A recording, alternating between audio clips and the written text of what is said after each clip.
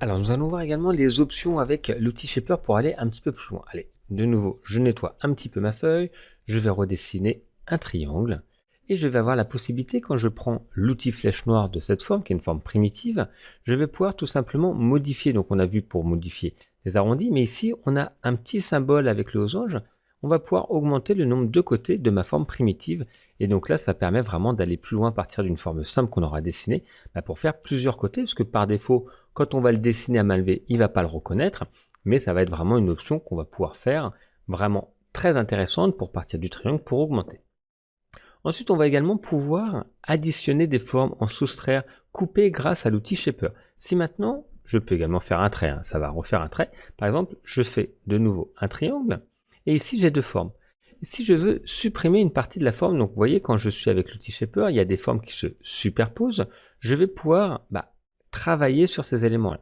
Par exemple, si je clique et je fais une petite vague, en fait, il va comprendre que je vais supprimer cette partie-là.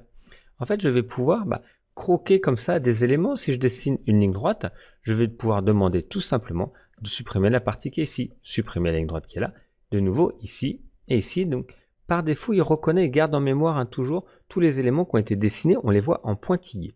Pour retrouver tous ces tracés, il nous suffit d'aller dans la fenêtre des calques. Et qu'est-ce qu'on retrouve dans le calque quand je déploie le calque?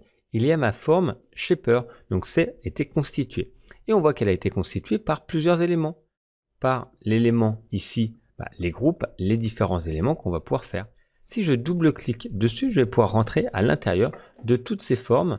Et également, avec l'outil Shaper, je vais pouvoir modifier tout ça. Quand je double-clique dessus, là, je vais pouvoir rentrer à l'intérieur pour modifier ces éléments-là, tout simplement aller les chercher et les modifier.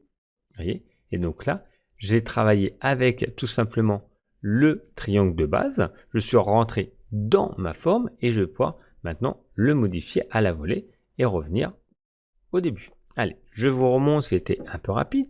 Je dessine ma forme. Je dessine par exemple un trait, il va me reconnaître le trait. Je vais dessiner un triangle. Hop, voilà, un rectangle. Je vais un peu mieux le dessiner, j'étais pas bien parti. Voilà. Et donc, je vais pouvoir maintenant multiplier. Si je veux supprimer cette partie-là, je fais des petits zigzags et je la supprime. Il faut bien faire des zigzags pour qu'ils comprennent. Je vais supprimer cette partie-là. Et voilà. Et donc là, après, je vais pouvoir également, quand je clique dessus, par exemple, modifier la couleur de cette partie-là. Et la couleur de la partie, hop, je vais revenir en arrière, voilà. La partie qui est ici, je peux changer également la couleur. Donc ça va nous permettre très facilement de dessiner à partir de formes simples, des formes plus complexes, dessiner à la volée, à main levée, et après soustraire des éléments avec l'outil Shaper. Quand on fait des petits zigzags, ça nous permet de supprimer des éléments et retrouver dans la palette des calques toutes ces formes pour interagir ensuite individuellement dessus. Et on n'est pas obligé d'avoir dessiné des formes avec l'outil Shaper. Si je prends des formes primitives déjà dessinées ici, qu'on a vu, les formes de base, si je vais rechercher l'outil Shaper, je peux avoir la même fonctionnalité pour soustraire des éléments ici. Donc voilà, on va pouvoir aller plus loin également avec ça. C'est une méthode qu'on va pouvoir utiliser et il y aura le Pathfinder également qu'on verra pour soustraire des formes.